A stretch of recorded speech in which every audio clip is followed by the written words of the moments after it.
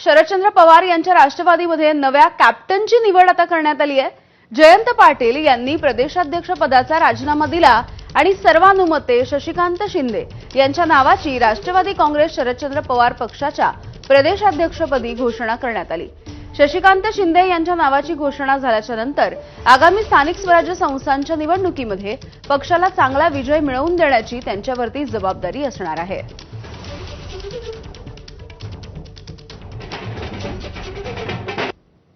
या माध्यमातलं हे पहिलं आव्हान आहे की या असलेल्या सर्व बदललेल्या सिस्टीमला लोकांमध्ये जागृती करून या असलेल्या सर्वसामान्य जनतेच्या अनेक प्रश्नाच्या माध्यमातून जागृती करण्याचा मी प्रयत्न करेल। एक महिनाभरामध्ये पक्षाने जी जबाबदारी दिलेली आहे ती पक्षाची जबाबदारी पार पडत असताना राज्याच्या असलेला दौरा करत असताना पक्ष संघटना मजबूत करण्याचा प्रयत्न मी करेन।